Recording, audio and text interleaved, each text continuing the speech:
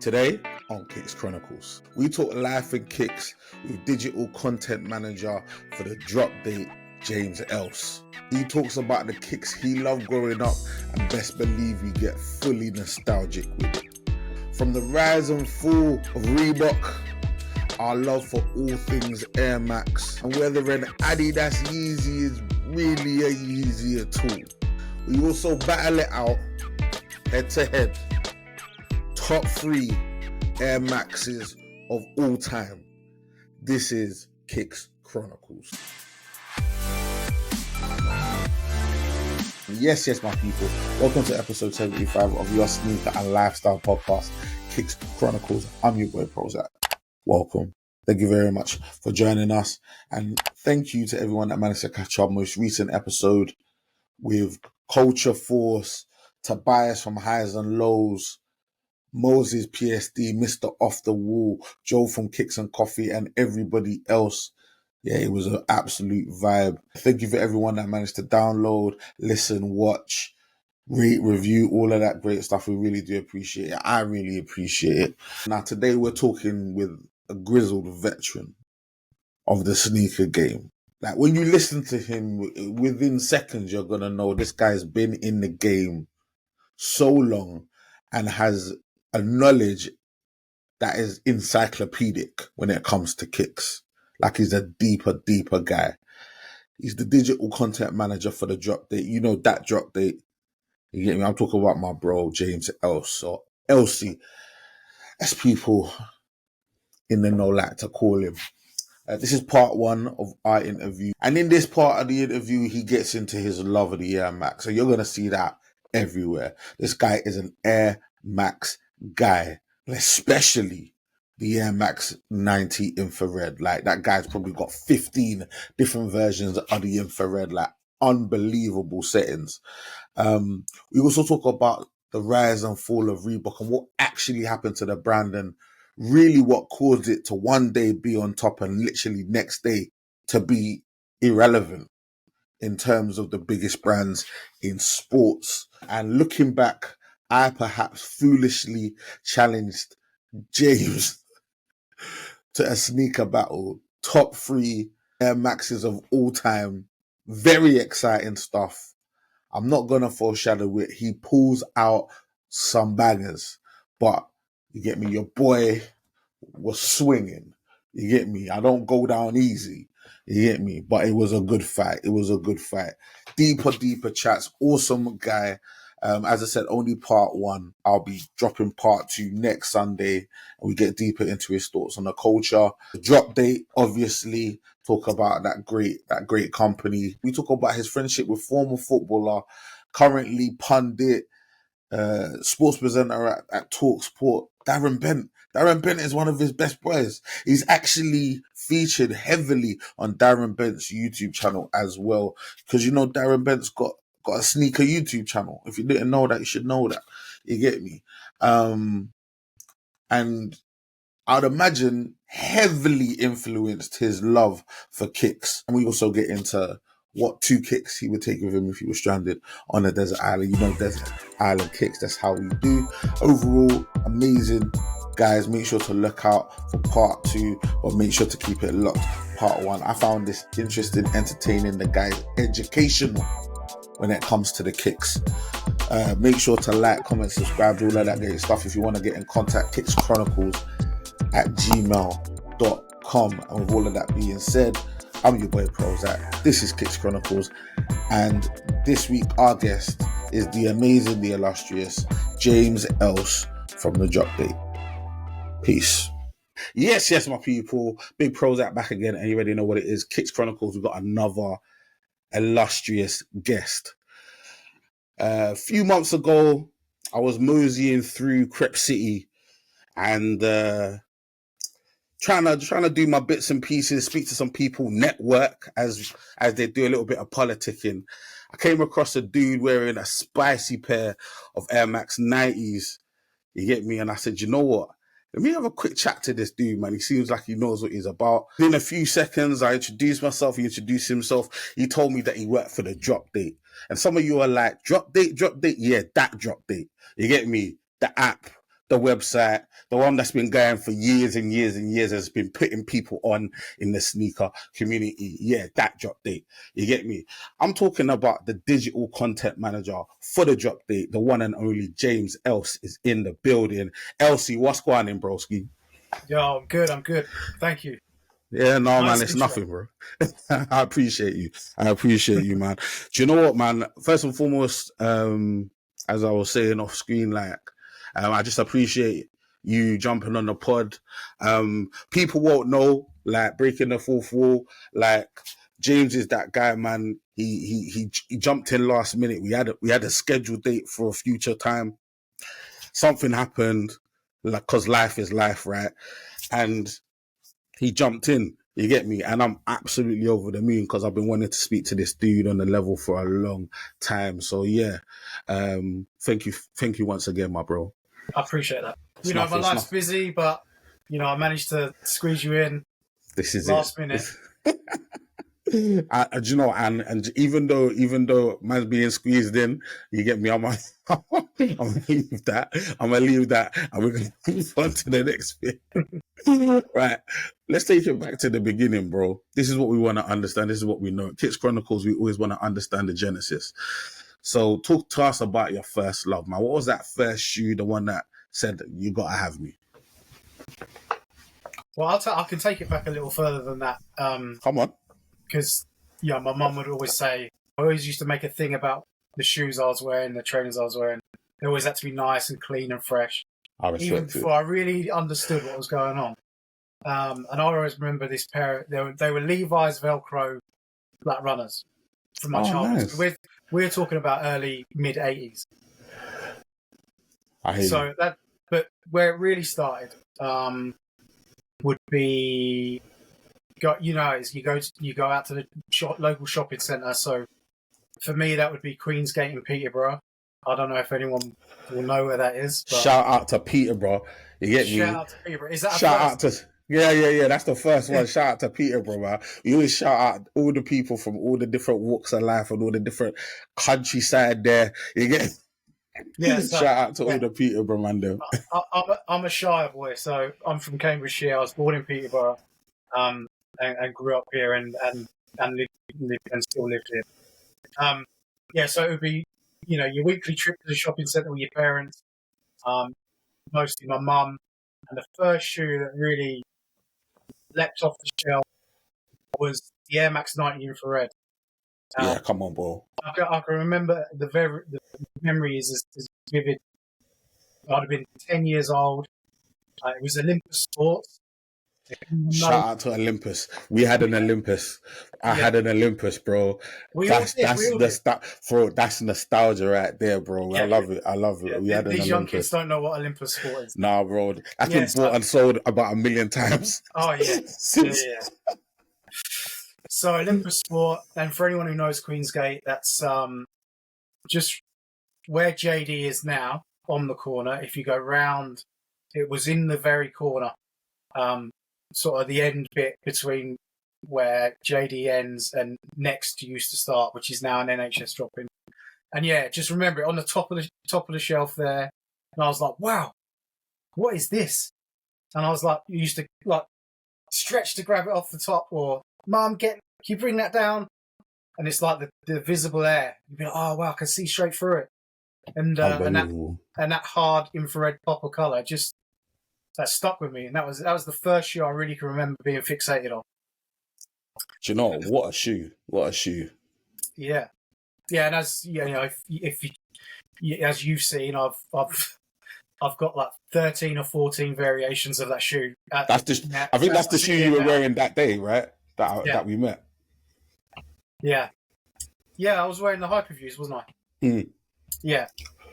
So one of the 14 variations of that shoe that day. Yeah. But my first real love when it came to like really knowing what was on my feet, like I said, I always had a thing for trainers growing up. But I was very fortunate that we would holiday in the US. Yeah, our summer holiday would usually be Florida, Disneyland, whatever. And it would have been like 92, 93. and Reebok Pump. That was the shoe that started it all for me.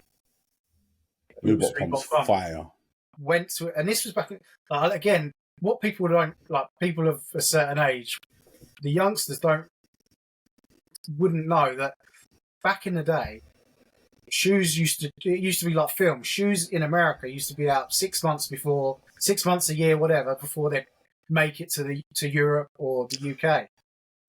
And so I'd summer holiday in Florida, bring back some hot kicks, like the latest ones that are out there, like the Reebok Pump in '92. Come back, hit the playground, and like kids are like, oh, instant clout, as they say, just like instantly. Clout in junior school, yeah. Just literally the man walking in and everyone's looking at you like, bro. Like when I was young, I never went to America when I was young. I only ended up going when I was a bit older. But I had friends that would go to America or say they would go to America, or the line always was, I've got a cousin in America that got me that, and I never believed it. I never believed it. A lot of people popping off saying they had cousins in America. A lot of cousins in America, and I don't necessarily believe all the people that said they had cousins had them. I think some of them were going to Elephant and Castle Market. I'm just being real, but I have no reason to doubt you, Elsey. I can't leave that one there. So where I grew up, there's especially back then, there's a lot of US Air Force bases around. Ah, snap. So the shops on the bases were basically American shops. So sometimes if you knew a dude that, you know, that his parents worked, you know, were in the forces, or you knew someone that could get in on and off base, sometimes you used to get stuff that way, and you'd see kids with, you know, especially American kids that were going to school in the area, you know, and there's officers' housing just down the road from where I grew up. So, wow. You know, American stuff, you know, though we were out in the sticks, there was a lot of sort of American influence around here. I respect for that, those man. reasons, yeah. So, like the road I grew up on, like 200 yards down the road, there was an American base there. Do you know what? You're not the first person to mention that. I mean, I grew up in London, so I didn't really know or see or wasn't not really aware of any of those things. But I did speak to a guy, Anthony Tukatek, the bearded sneakerhead, aka, and he was saying that the first pair of kicks he got, I think they were like 5s or whatever, but he got them from an army base as well. Or connected to an army base. I think his uncle was in the army and he ended up picking them up on the army base. So yeah, man. Yeah, I didn't realize that even on army bases, like I thought they'd just be about business. Obviously, it's crazy. So the biggest one locally to me, well, literally was one on the end of my road, which was Upward. That only had like a Tesco's Extra, like a little, like a convenience store, basically. Yeah. Like a 7-Eleven. But in Huntingdon, there was RAF Falconbury, which is just like 7 miles down the road. And that had a big, they call them AFIs. And that's like a department store. So, really? Yeah. So you'd get your Levi's there, you know, and obviously $1 for pound back then was crazy. So your money went a long way. So they're selling them in dollars. They're selling them in dollars. Selling them in dollars. I suppose were they like subsidized for the soldiers? I don't know if they were subsidized. It was just cheap, but it wasn't. So it was like a department store. You get anything and everything. You get like. And it was good for music, so you'd get albums. Like you'd get your albums before they dropped in the UK. You'd get films as well, like on on VHS or whatever. Yeah, big back then was Laserdisc. Do you remember Laserdisc? Yeah, I do remember Laserdisc, bro. Because the thing is, I think I'm probably about a week or two younger than you, maybe.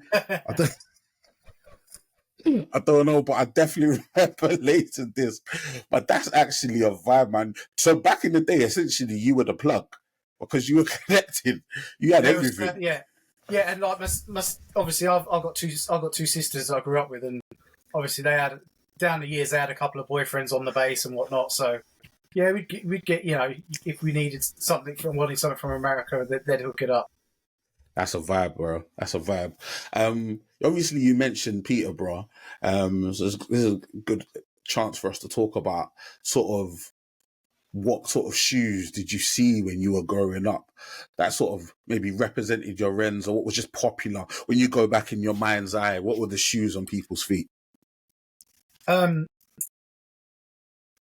when I was a kid, I wouldn't be in the city too much because I live about sort of 10 miles outside of the city. But first, if you grew up in the 90s here, I don't know, maybe it's different outside of London, but it was Reebok. It was Reebok. Reebok was 1,000%. Reebok was king. The classic everywhere.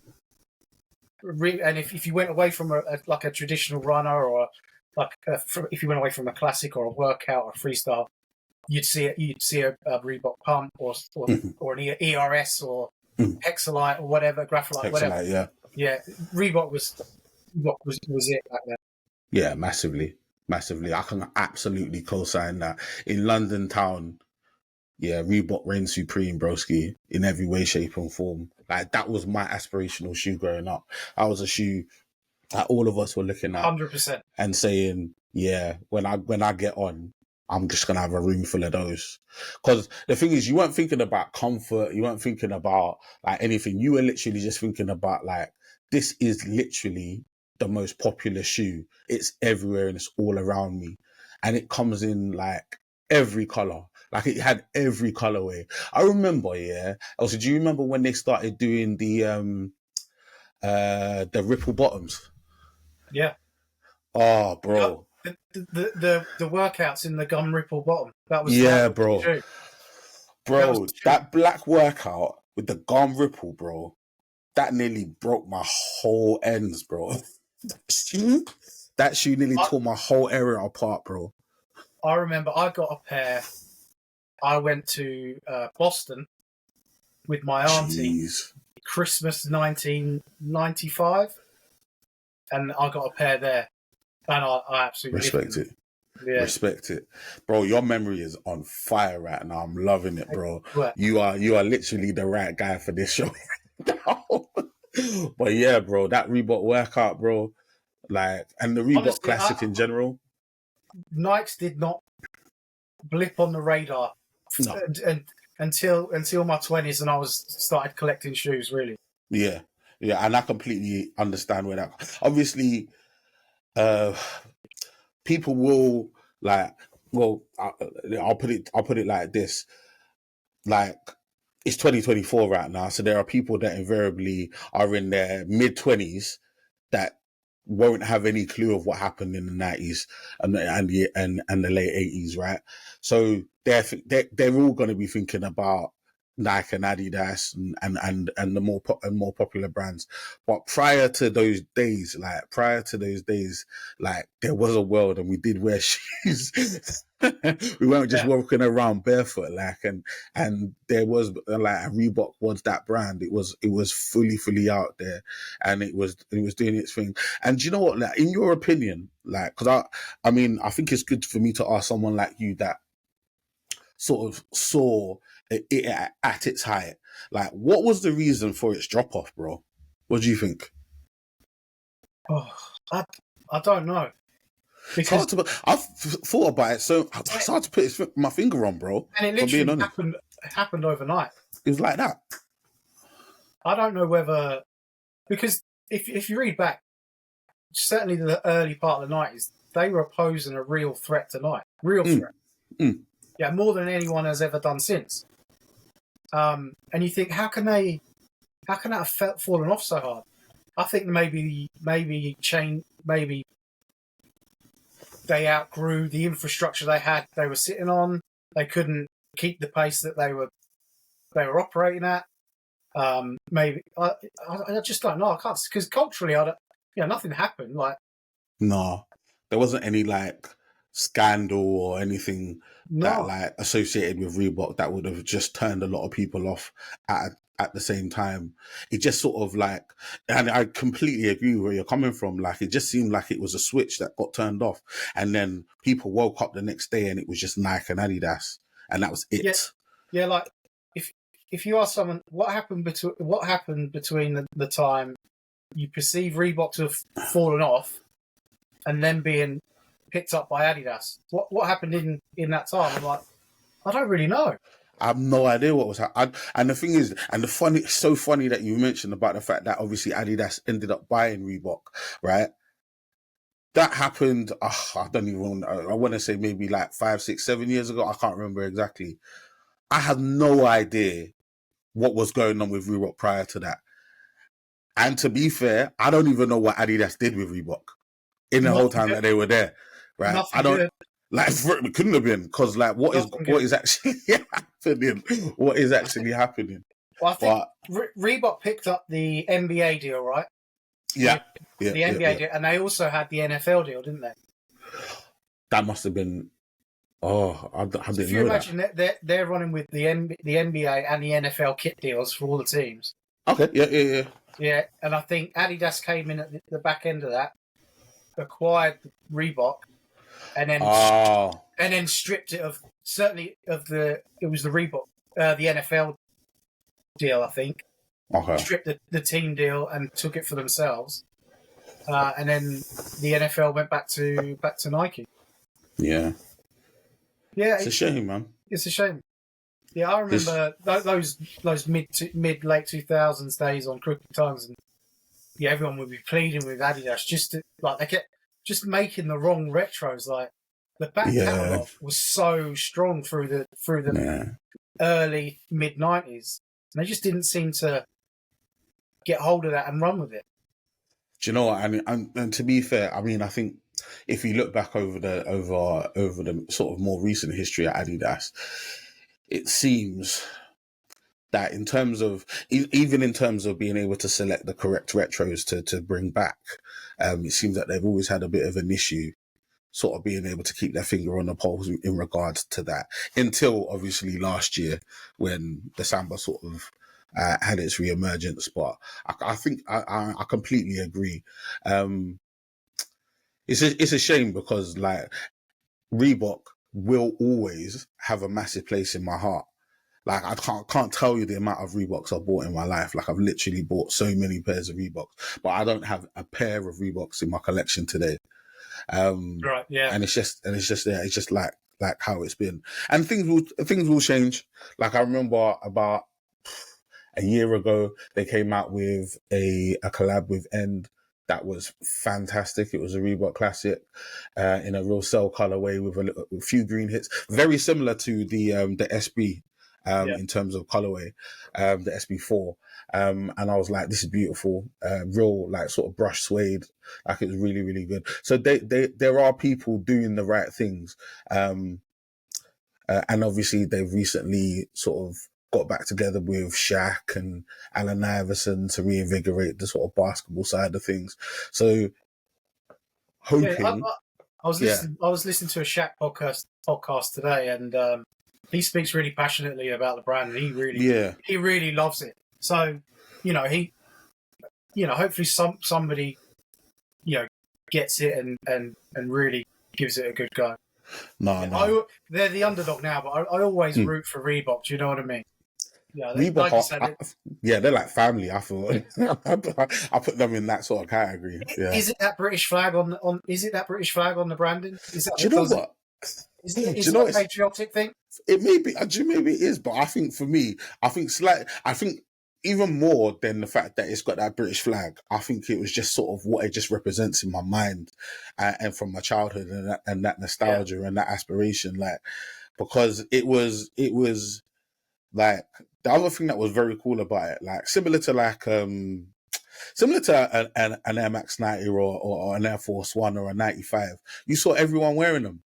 Yeah, like, you saw everyone wearing them, like granddads, grandmothers, little boys, little girls, and everyone in between. Like, it doesn't matter what color you wear, because like, especially me growing up in London, like, there are certain kicks that are more popular with, like, sort of the Afro Caribbeans, and certain other shoes that are more popular. Bro, everyone wore Reeboks, bro. Everyone wore Reeboks. It cut across the whole thing, and that's the reason why it was so appealing. A shout out to Reebok, man. As I said, they will always have a place in my heart, man. And you have people, and I can see there's at least 2 of us here rooting for you to win. You get me, like. In fact, If you ever want to do a little collab, you get me. Yeah. I know a couple of heads that might be able to knock something out. Yeah, for sure. We can definitely do that. We can definitely do that. I got some sick ideas. So how many rave hours did you clock up in a pair of Reeboks? Mate, do you know what? But when I was actually young. You couldn't go clubbing with trainers, bro. True. Couldn't like so. The closest I'm not talking about them legal high street raves. I'm talking about them. You're talking about them house parties. Yeah, them industrial estates, them abandoned yards. Bro, there was workouts as far as the eyes could see. There was. Yeah, and they were mad tight. People were just trying to keep their feet because the floor was bare sticky. Leave that one there, bro. But yeah, there's something I always like to ask. And it's a question I refer to as unholy grails. And when I say unholy grails, some people don't really understand where I'm coming from with it, so I'll explain. An unholy grail is essentially an off-brand shoe. When I was growing up, shoes were not the priority in my household in any way, shape, or form. It was God, and then it was education, and then it was food, and those were interchangeable, right? So shoes did not make it on the priority list. Like, and as good as my mum was to me, you get me, like whatever she could get to put on my feet, she got. And that led to me ended up in some rascal pairs of kicks. You get me? So I ended up having to wear some naughty boys, and I have a list.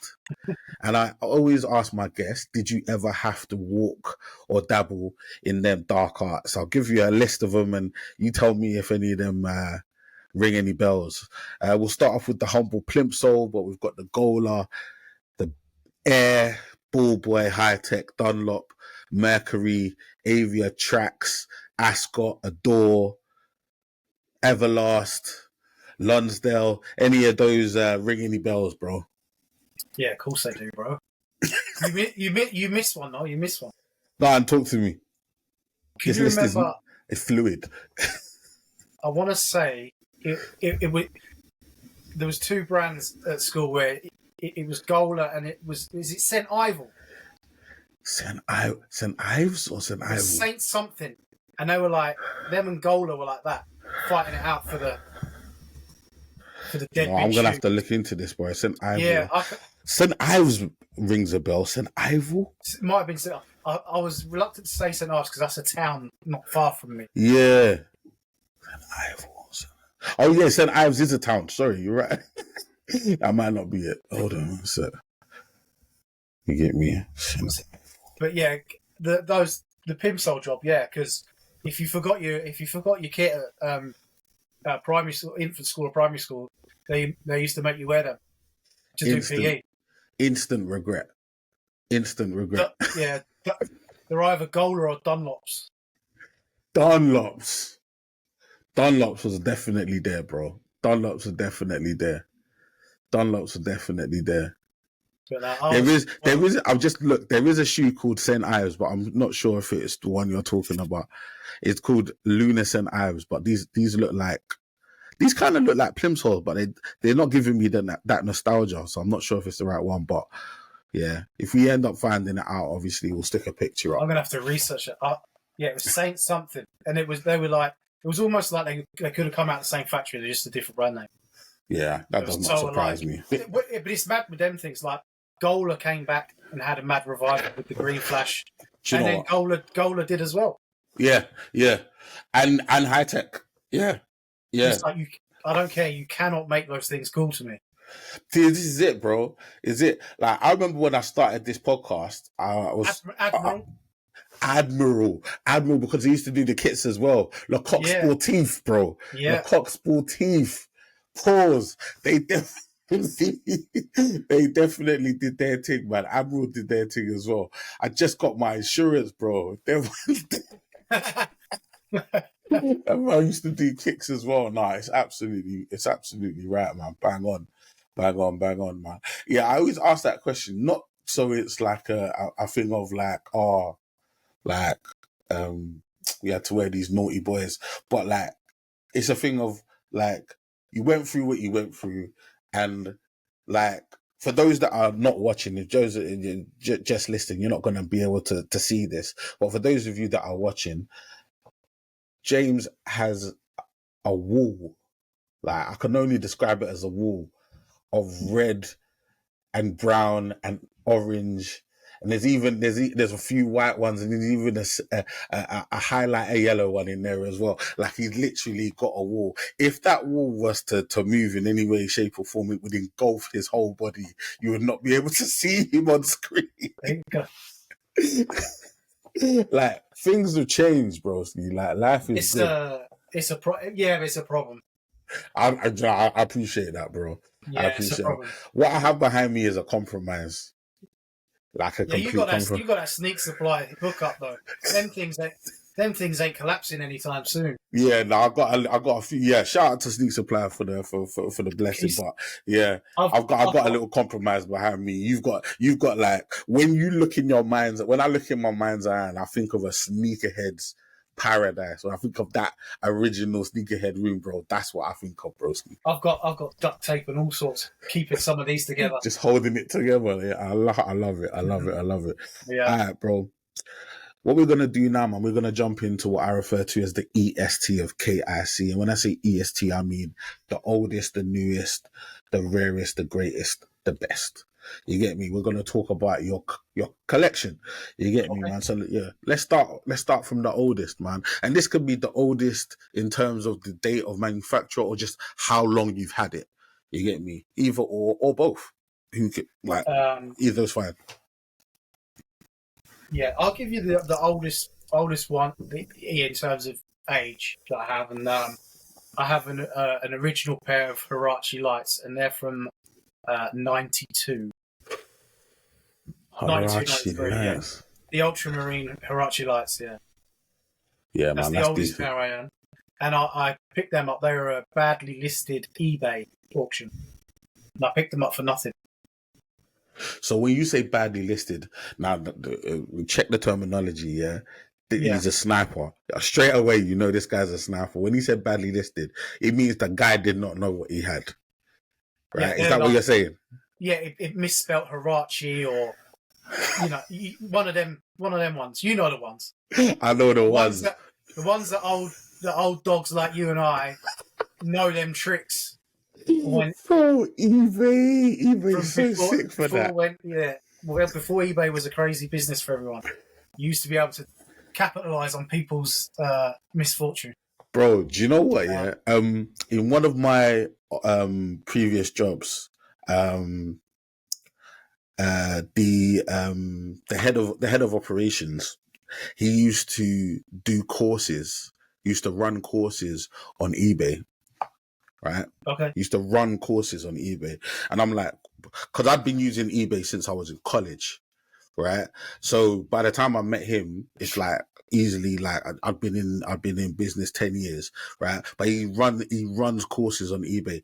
He was like, at that time, he was like, one of the number one ways to get bargains on eBay, right, is to, like you said, misspell popular silhouettes. The reason being is somebody may be selling their son's collection to get some money. They don't even really realize it. Their boyfriend's old kicks, right? And they're thinking to themselves, you know what? Jordan, like, maybe it's got an O instead of an A. You get me? Maybe there's 2 D's in Adidas. You get me? You throw it in, bro. You don't know what you can get, broski. You don't know what you can get, bro. So I can 100% co-sign that as a little move, man. And he said it was one of the biggest ones. And the thing is, yeah, and even in those days where the resale culture isn't even as big as it is now, you get me? Like, those things don't run as hard, but yeah, there's still tricks. There's still tricks of the trade, bro. There's still tricks of the trade, man. Definitely. Nike trainer post. That's definitely a vibe, man. Yeah, man. Definitely the Huaraches are strong, man. That's a strong one. So yeah, let's bring that up right up to the modern day, bro. That's the oldest. What you want my latest? Yeah. Let's bring it up to the modern day, man. What's the most recent, the newest shoe you've got in your collection? Newest is gonna be the infrared Gore-Tex. Yeah, I saw you post about these. So the infrared Gore-Tex, that's pretty new. And then the other one is I picked up the Lunar Roams. Yep. And I saw those as well, man. Talk to me about the Lunas, bro, because I heard that they're literally like paper light, like they're just like I'm they're a like nothing. Big Lunar fan from first time around, and so I was buzzing that it was coming back, and super light, super comfy. What do you feel about the colorway though? Because I wasn't feeling the colorway. Yeah, I liked it. I liked it wasn't that it was like earthy and yeah. I feel like the shoes. Go on. Yeah, that like the three that we've seen so far are all sort of that. You know, one was a triple black, all right, but the one that dropped last week was very similar. But I like it. I like that they didn't go mad bright color. I know I'm a bright coloured whore, really, and but I didn't mind it. I liked it. Yeah. Nah, it's decent. And yeah, the Gore-Tex 90, just another variation of probably one of your favorite shoes. Like Gore-Tex is definitely like. Do you know what? Like in terms of that 90, have you tested it? Or are you just taking their word? No. I haven't tested it. You ain't jumped in no puddles. No, I've been tempted. I was gonna take him to the office, and our videographer Luke I was gonna jump in some puddles and get him to do some nice pictures with it. Might still do that actually. No, I think it's a vibe, man. There's no shortage of rain at the minute, that's for sure. Yeah, it's been a bit. It's been a little bit inclement recently, so you might still be able to do that, man. But yeah, Gore-Tex, Gore-Tex. If you want my latest pickup, this was a bargain vintage. This is a replacement of the first pair I bought because I've worn them to death. No one will pick this shoe. This is one of my favourite shoes in the last 5 years. What shoe is that? Is that what's his name? That's that's a Jordan what? The Jordan Delta. Delta. Yeah. Bro, somebody's buying them. Somebody's buying them. Bro, what do you like about the Delta? This guy. What do you like about the Delta, broski? Well, first of all, I bought it as kind of a poor man's Tom Sachs. Oh, do you know what? It definitely has a little bit of that sort of Mars Yard vibe about it. Obviously not the colourway, but the shape of the shoe, yeah. And then when I got it and started wearing it, I just love it. Like mesh, suede. Just love it. Super is that comfy. A little... Is that like Is that like a pink? Is that a pink color? Or is that just the? No, it's I know what you're saying. It's like a camel sand. Oh, okay. Oh, yeah. It does have a pink hue to it. You're right. Yeah, that's cool. Yeah, that's cool. I just love that shoe, and I'm one of them weird kinds that actually doesn't mind a Jordan sometimes that isn't a numbered Jordan. Do you know what? Let's talk about that because, like, I feel like in the culture, I recently had a conversation with a guy by the name of Jason Mack. He's the CEO of a company called Kicks Sneakers in America. They do they're a used marketplace. I think they're coming out of LA, and he had some 33s, right? And I did banter him a little bit on the 33s because I feel like they're washed, bro. I'm just being honest, right? And I did mention, when I mentioned it, part of me was like, you're an absolute snob, right? You're an absolute snob because the truth is, right? This brand, literally, in a lot of people's minds has been reduced to 12, 13. I can't remember exactly what it was, but like they've been reduced to that. And then we're forcing them to retro all the ones that we like, right? And they are taking chances on new ones that people are not buying. right? And it's like, bro, like let somebody innovate once in a while. Let them try something new to elevate the brand and take it somewhere else and try and do something. And we know it's so closely connected to his career and what he did while he was playing and winning. But like, we have to leave them space to actually grow as a brand. So sometimes I just catch myself being a snob, being a sneaker snob, and just saying, you know what, man, let these people live, bro. If you want to wear a 33, wear a 33. If you want to wear what you want to wear, do your thing, man. If you want to wear the Delta, do the Delta, man. You get me? So, yeah. What do you think about that? No, absolutely. I mean, sneaker snobbery is one of my pet hates. I get you. Pet hates. No, exactly. It's boring if we all like the same stuff. And I don't like subscribing to finding things cool that I'm told to find cool. Fair. Like, I like what I like. Yeah, I know what I like and I like what I know. No, and I like that, bro. I like that. I find it the same when, you know when Huarache blew up and everyone was in Huaraches. Yeah. I like it. I think it's a dope shoe. I'm happy that everyone else is wearing it. It's not going to stop me wearing it, ever. Yeah, it makes no difference to me. A good shoe is a good shoe. Doesn't matter if I'm the only one wearing it or if every man and his dog is wearing it. Respectfully. Do you know what? Now, let's have a little chat about the bread reimagined. Because I feel like that's kind of in that world, right? Because I'll be honest, 2 or 3 months ago, I was a little ambivalent to the whole thing.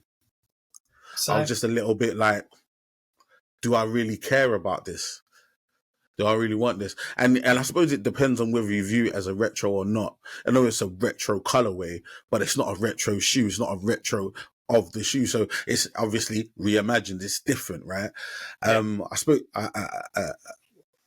the man, the myth, like Big Calf that was on the program a few months ago. He was like, we have to allow space for this generation to have their grails, to have their shoes, to have their versions of those iconic colorways. And to an extent, I agree.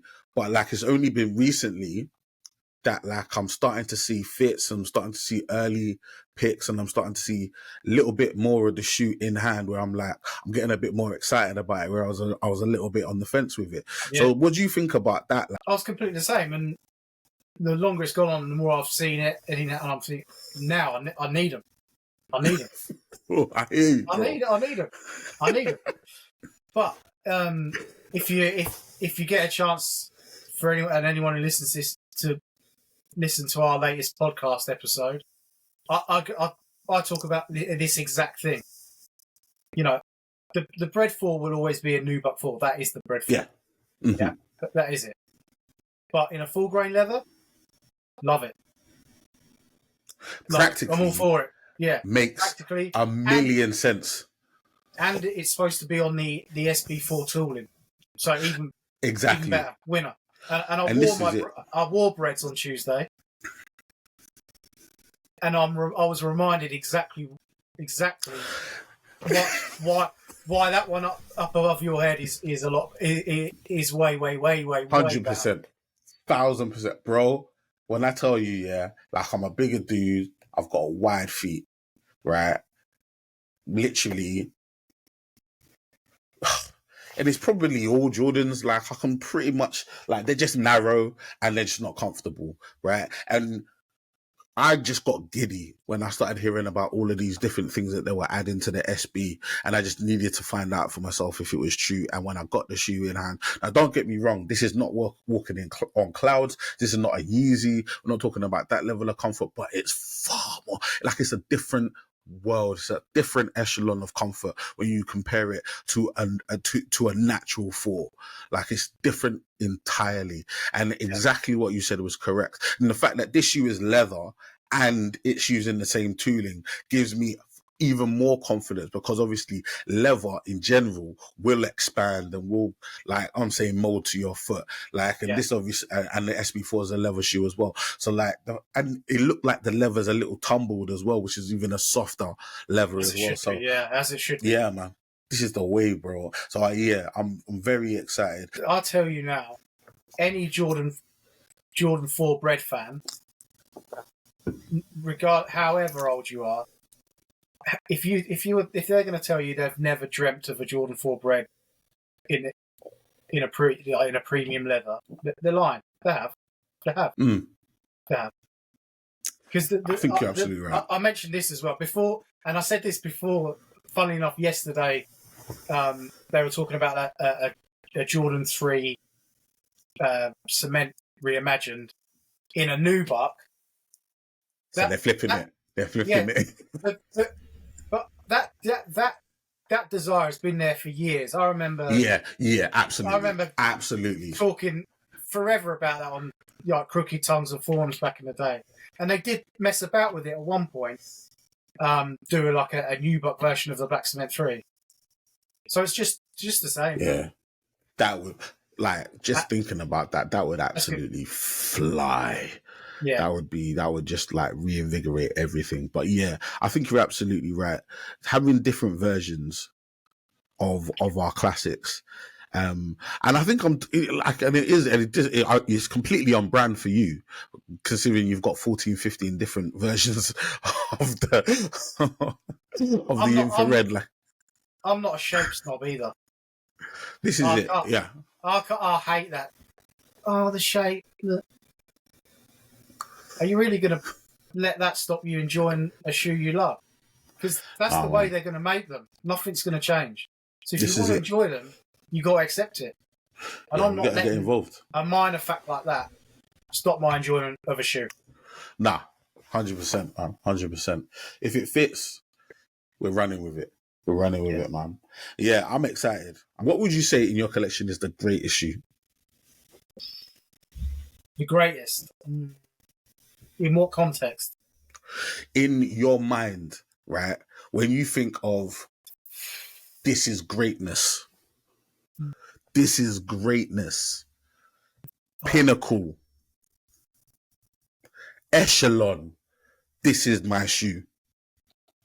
When they are calling for those shoes, this is the one you draw for, bro. What is that shoe in your mind?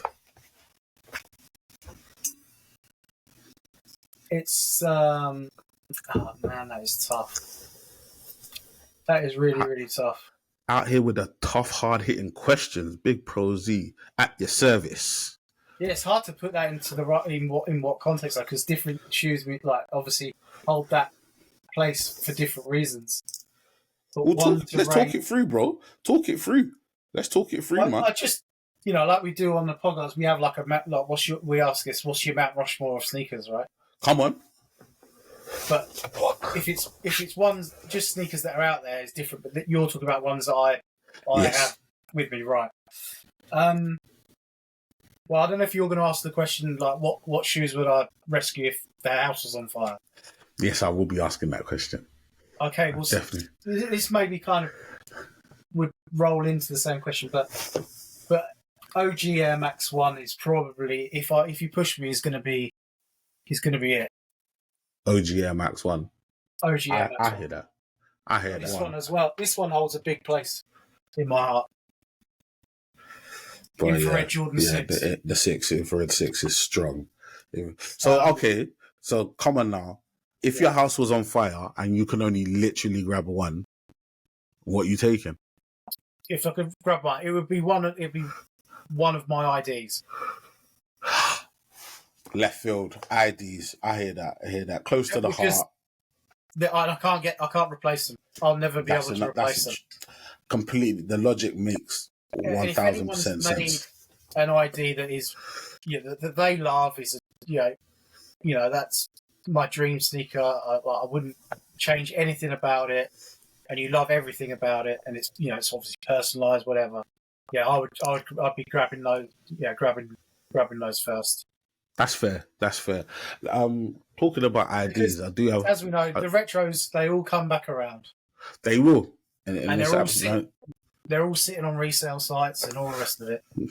I'm saying, as long as you can get your bread up, and obviously, if the house is burnt down, that insurance money, right? Absolutely. So you'll be right.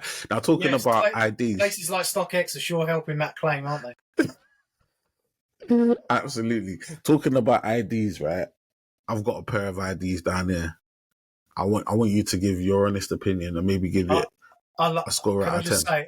Can I just say I like that we're both calling it what it should be. That's the only name. I'm not calling it Nike by You, bro. I haven't done one. I literally haven't done one before. I did the Nike ID, and that's all I can call it. That is the worst rebrand in history. Nike by You is dumb, bro. But it is what it says on the tin, though. So I mean, it's not like I can really hate it, but like, yeah, it's a Nike ID. But no one's calling them by Yous, are they? They're still calling them IDs. Everyone calls them Nike ID. I think I've maybe heard one or two people ever mention the word like Nike by You. And even when you started saying it, I was like, what else are they even called? And then I just remembered what that person said. Yeah. But yeah, let me bring these up, right? Now, I have to preface this by saying heavily influenced by the Red October. Okay. Which just turned 10 years old. See, I'm timely, bro. What are you saying with these joints, right? You're saying with these joints. I need to point out a couple of features. Are they infrared? No, they're not infrared. These are university red. They are popping on the screen. Yeah, because I've got that ring light. You get me, man? So it makes everything look 10 times better, man. It's all about the perception, right? Okay. So you got you know what I'm saying? Like, so it's university red, right? I tried to get as close as I could do to that, that Red October red, right? A little bit. Oh, yeah, let me get it on screen. Right? A little bit of speckling. Love a speckle, yeah. Little bit of speckling on the outsole, right? Just a little black outsole there. Everything else is red, bro. Everything else is red, right? And you've got also on theme. I don't know if you can see it because it's too light, but right here is the word love. It's the word love. It's the word love. But like, what are we saying with these? Well, first of all, Presto, what top 5 comfiest shoe ever? Top tier comfort, bro. I remember Prestos. I don't even know if they still do this shit. I remember Prestos when they used to make them in clothing sizes. Yes. You remember when they used to be small, medium, large, extra large? Bro, that's when I got Prestos, bro. I had the flame pair of Prestos. I still remember one day I went to my local shopping centre and I was wearing my other kicks and I saw my mum doing shopping wearing my flame Prestos. And I said... Violation. This woman is violating my whole life wearing flame Prestos and carrying shopping bags. Nah, man. But yeah, absolutely legendary shoe. Massively, massively comfort. I'm the comfort king, so every comfort silhouette I try to get involved. But yeah, what are you saying? They're a solid 8. Come on, man. Come on, man. Get in. I love that. I wore those on a shoot one day. You saw the options, you knew what you were doing, and they hit your spot. This is it. That's it. They're a 10 in your mind. Doesn't matter what anyone else thinks. Bro, they're 100 in my mind. Like I was on a shoot, like months and months ago, right? I wore these to a shoot, and I got bantered from the moment I turned up to the moment I left. For these youngers out here, bro, that don't put no respect on the Presto, and they ain't definitely putting no respect on an all red Presto, all red everything, red or dead Presto. That's what someone said, red or dead Presto.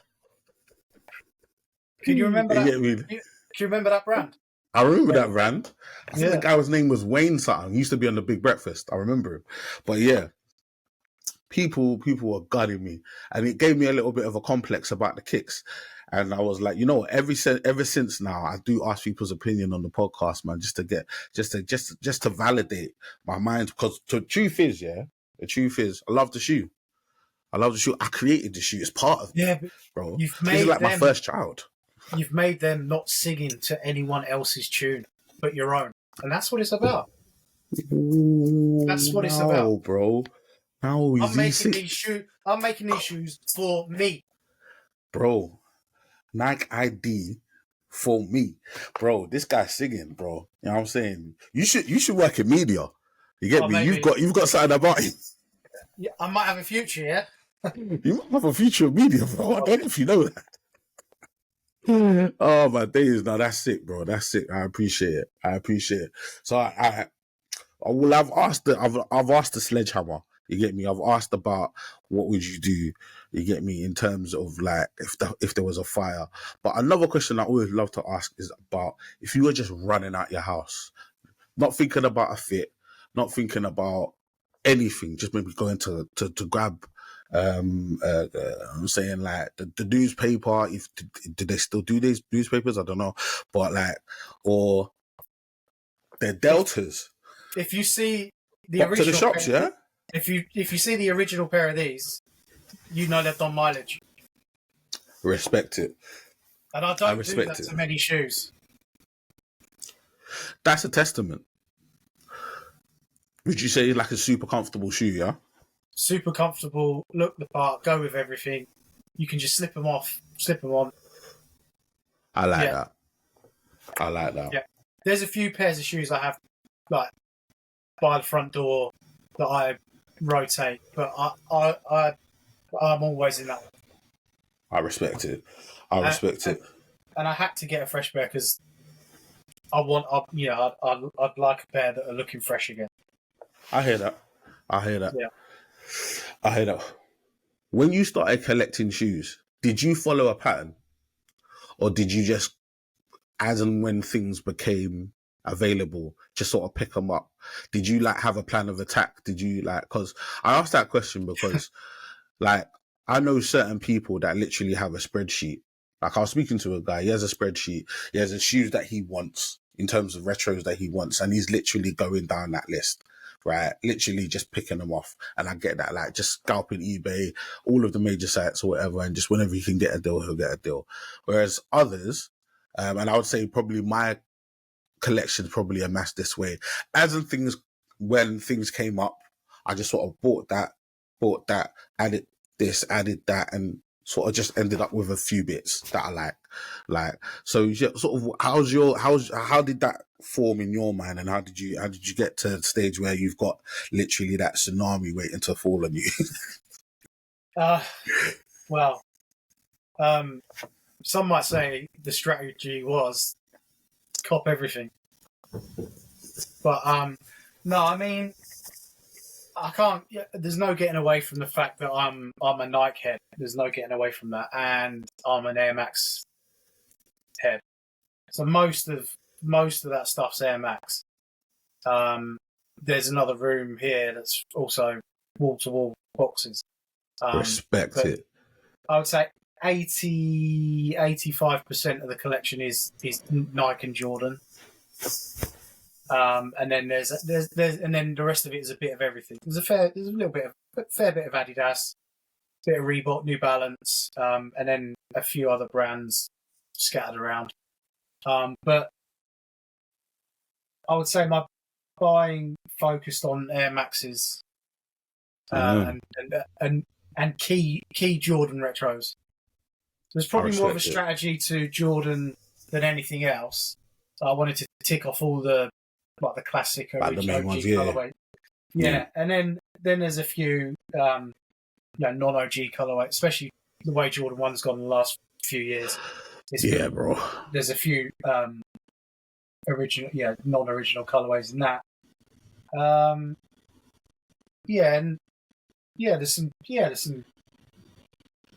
There's some heavy bits that aren't there anymore. Like I've moved them on, like Yeezys and stuff like that. They just weren't getting worn, and there was a lot of collateral sitting there. There's a few bits of special edition stuff and rare bits, but yeah, no particular strategy. I like new stuff. Like, I appreciate all like OG, vintage, whatever, but I like new things. So the collection's always being added to from the top, you know. I get you. Yeah, I get you. Like there's shoes here that I probably haven't worn in 15 years more. Deeper, bro. How are you making sure that they're all? But they've all been worn. Yeah, no, I hear that. How are you making sure that like you're not rocking up to the shoe and it's like cake? You get me, all crumbling and sort of apple crumble and that on the sole. How are you making sure that's not happening? How are you rotating these I'm kicks? not, bro. It's happening. It's happening. Right now. There's nothing we can do. At least it's not too much sun is getting to it, right? That's dead. That's dead. Jeez. That's dead. That's dead. There's dead shoes all up in here. Yeah. It's depressing, man. It's depressing. Oh my days. Yeah. People, wear your shoes, man. You gotta wear your them. kicks. And I'm someone that does wear their kicks. And it's you just got loads. The inevitable happens. I respect it, man. There's a lot of old stuff there. Do you know what? One day, Elsey, you need to do a video. I saw a video recently of a guy who just literally had about 4 or 5 boxes, and he just went through them, and every single one of them, apple crumble, rhubarb crumble. I could pull 5 right now, and they'll be crumble, and I could push my finger through the sole. Jeez, man, deeper. I wore a 2001 pair of Safaris not long ago, and I put them on in the house, and I thought, they're fine. I give them a test, and they seemed all right. By the time I got to King's Cross, they were separated from the sole was separated from the upper. Oh my days! I had to run into the boots there at St Pancras, get some tape, and tape the shoes to my feet, just so I could get to the office and get a new pair of shoes on my feet. Jeez, bro. That shoe's beautiful as well. It broke my heart because that shoe is beautiful. Oh, the Safaris are strong, man. That's such a shame. It's the one with the glove leather tongue. It's unbelievable. Jeez, bro. But would you? The upper is fine. I just need to. Yeah, this is what I was going to say. Would you ever just get them sole swapped? Yeah, I would. Yeah. Yeah. I'd love to do some of them projects. Yeah, I feel like I don't think I've got anything old enough, and all of my stuff is out. Like I can't see that happening anytime. I do have like a load. I mean, you probably can't see. I do have a load of boxes over here, but like these aren't really things that would do that. Like they're more like Yeezys and that. They're not Yeezys. Yeah. Conversation. They're not Yeezys. Yeah, the Yeezys. Really, yeah, these bits. Yeezys come with a stush, man. Proper Yeezys come with a stush. Don't do that, bro. Don't do that. Don't do that. Talking about snobbery, at its highest. Hold on. Are you telling me, Pirate Black? You're not having it? Nah, not having anything Yeezy Adidas. The one Wave Runner. The Wave Runner, yeah. That one. That's a decent shoe. Alright, so we're having the Wave Runner. Like a classic sneakerhead. I'm not having any of them except for this one. I'll give that one a pass. But yeah, if you've owned Nike Yeezys, then you know why I say that. Here's where we go on different paths, because I definitely have not owned a pair of Nike Yeezys yet. No, yeah, but we'll get there one day. They're just different, man. They're different. Even today, they're just different material and build and quality. They're just different. Bro, what do you think the likelihood, would be of me picking up a Yeezy 2 in any 3 of the colorway, right? In a size 12? Is that, like, what chances would you give me of that happening? I mean, I'd have to see your bank balance, bro. If your bank balance is healthy, you've got every chance. But I respect it. Their price points are just not. They're just wild. They're not compatible. It's wild. It is wild. I mean, I thought I got good money for mine. Yeah. Seeing the price today makes. Ugh. Let me tell you, talking about Sneak Supply, Alex, the guy that runs Sneak Supply, he was on a podcast and he told me the story how he picked up his platinum pair of Yeezy 2s. He actually, I believe, got 2 pairs of 750s when they first came out. Yeah. Right? He got 2 pairs of Yeezy 750s, and he sold 1 pair. I'm trying to remember the story. I believe he sold 1 pair, right, and added £100 and got the platinum Yeezy 2s. What a deal. Right? Deal of the century, bro.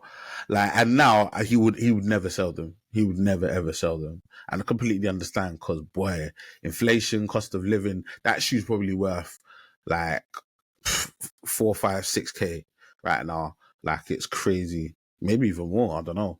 But it's the platinum, it's not the red. So like I like the black. Like, if I was listing them, I'd go red, then the black, then the platinum. But any one of the Yeezy 2s is the best Yeezy that's ever been made. I respect that. Do you know what I wanted to do? Because earlier when I asked you about your collection, you mentioned it was predominantly Air Maxes. So I kind of want to do a little challenge. I'm throwing it out there, man. Let's do a little challenge, yeah. I want your top 3 Air Maxes versus my top 3, right? We're going to go back to back, right? Collection to collection, or? No, I can't be collection because I only got Air Max ones. Okay. It's just what you like. Yeah, because if it was on collection, you've won.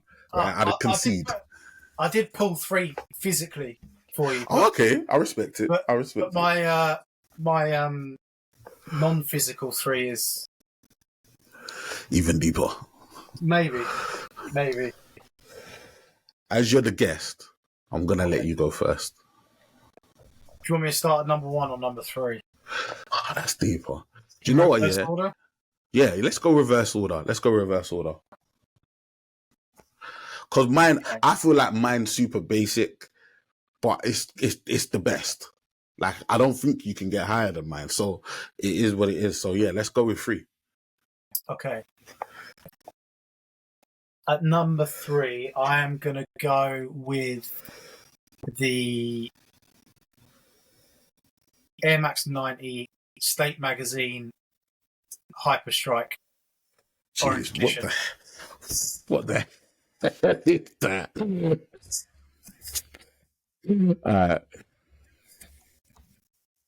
This guy said Hyper Strike like I knew what that was. Hyper Strike.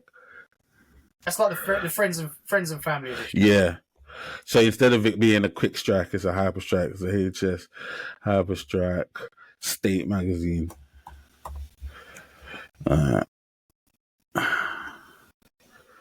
Orange, yeah? Correct. Steeper. Yeah, that's a solid start. Yeah. See that. That's a solid start. All right. Yeah. I got you. Yeah. Oh, yeah. That's strong. All right. Do you know what? Damn. Yeah. When you start pulling out Hyper Strike State magazines and all that jazz, bro. I'm gonna go with like. Yeah, you throw me with that one, man. That's a hot one, bro. See, I thought we were trying to keep it civil, but you're not actually playing games, bro. You're actually trying to take my... You're trying to take my... Thing, bro. Bro, you're trying to take my neck off, bro. Like, this is actually a joke, bro. And that's number 3. For real, man. I called the challenge, and you're actually trying to take my neck off. All right, bro. All right. So I'm going to start with, right? I'm going to start with MX 90 as well. Yeah. But I'm gonna go with the bacon. Bacon, yeah, great shoe. I'm gonna go with the bacon. Yeah. Gonna go with the bacon. It's been in the air. I've spoken to a few people about the shoe. Dave's Quality Meats, pause. Like, it's a strong shoe. Strong story. Like, back in the days when collabs were collabs, so it's just a beautiful thing to come about. Like, great colorway, great story, good shoe. Yeah, Dave's actually a really good guy. I've met him a couple of times. You met him? Yeah. Respect it. Yeah. Yeah, I met him a couple of times. I've been to the store as well. Back in the day. Yeah, good story. Have you ever seen the Hyperstrike edition of that shoe? The Friends and No. Family edition. Yeah, it's crazy. Yeah, I heard it's literally it's quality. Yeah, they put a finish on the leather, and it has like like bacon has that like rainbowy, oily, iridescent. Yeah. Yeah. Oh my days. It actually looks like that, and like the tongue label's a bit different, and a special box. Yeah, it's cool. See, yeah. Shout out, That's deeper. Shout out Archive DNA. Magdi has got my pair. Several years ago, he said, "Oh, can I borrow those for a photo shoot or whatever, or a display?" Yeah, they're still in the archive somewhere. I need to get Magdi on here, bro. He's literally the guy, man. Yeah, he's the guy, man. But I hope you've got them refrigerated and they're keeping fresh. Bro, I hope you're looking after him, G. Yeah. Yeah, that's a great shoe. I appreciate it. Did you like the dunk? Did you like the dunk that was kind of an homage to it? Yeah, it was okay. It was okay. Yeah, it was okay. Yeah, I mean, like, I feel like I don't think it sort of holds it to the original, but like anything to do with that shoe, I'm here for it, man. I'm here for it. Also, like, great use of pink as well. Like, I feel like that was one of the earlier shoes where like it made it okay for us to start like incorporating pink into our kicks as well. Yeah. Way before Travis and that. So like, I definitely have. I like that shoe on a number of levels. Like, it's a strong shoe. Yeah, it's a really, really strong shoe. Yeah, great story. Good start. Second, what am I going up with second? Second is going to be the Air Max 1 BRS from the Powerwall. Oy. Yeah. This guy's a killer. Yeah, now that shoe always escapes me. I did get the 90. Strong. Super strong. Super strong shoe. One of my favourite shoes in the collection, and it is well worn, people. Love that shoe. But the Air Max 1 just escaped. Thing is, when that drop happened, they all dropped together. So getting all the ones you want was just out of the question. And a friend of mine offered me his pair for 150 quid not long after they dropped, and I just couldn't afford it at the time, and that was probably the biggest sneaker regret of my life. That's fair, man. But fingers crossed, the rumours of a 86 Big Bubble version this year come true. Really? Yeah. No, that's it. So there's a rumour that colourway is going to appear on a Big Bubble this year. All right, man. This guy's literally just getting banger after banger, man. What kind of game is this? It doesn't stop. And he's locked and loaded, respectfully. Okay. I need to think about my two, bro. Because I've got my one is so solid. I just need to think about my... I don't really want to go to, like... I feel like my one... Like... Anyway, let me leave that one out. Is it an Air Max 1? Is it an Air Max 1? It is an Air Max 1. My one is an Air Max 1. I had to... yeah, okay. Don't say... It's probably the same. We'll see. We'll see. The number two, I'm gonna go right with.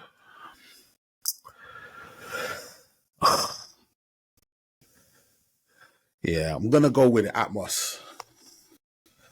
Which one? Gonna go the cement. Okay. Yeah. Cause that I feel like number one, I feel like the Air Max 1 is the one. Right? Air Max 1 is the one. And there are so many ways you can go with it because there's a lot of different shoes. The Air Max 1 is the one for me, right? Like, funnily enough, yeah, for me, it's almost like Nike's version of the Reebok Classic. Yeah. Like that sort of Tiffany blue and then the grey It's just a shoe that works on every level, does not require any form of collaboration in terms of your involvement with, like, you don't have to style it. That shoe stands alone.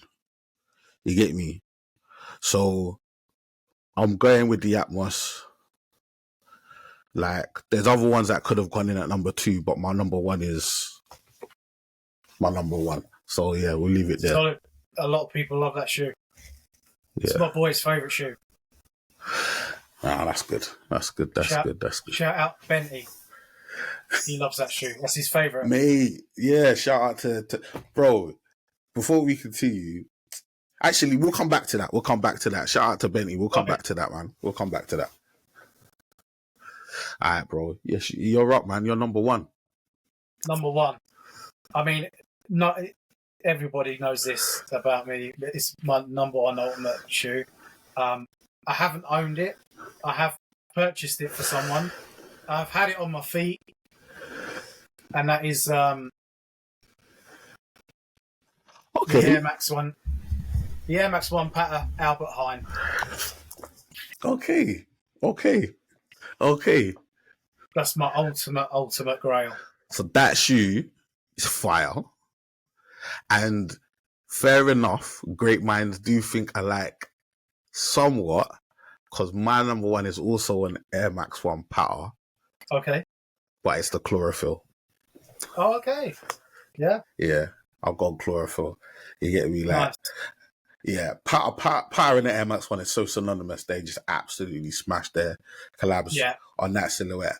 And yeah, man, yeah, I'd love to have a pair of those. I just think they work completely. Very simple. Because the thing is, when you get a chlorophyll, really what you're saying here is any sort of, it is a standard sort of color blocked Air Max 1. So you could be talking about pretty much a lot of different Air Max 1s. It's just the quality of it plus that color, you're not getting anywhere else. And it's that collaboration I thought was fantastic. So yeah, all together. So people, let us know in the comments whose top 3's the baddest top 3. You get me?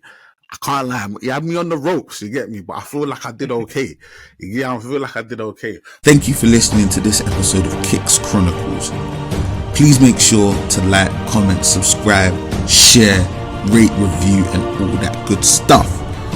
And remember, full video version is available on YouTube, audio versions available on Spotify and Apple Podcasts.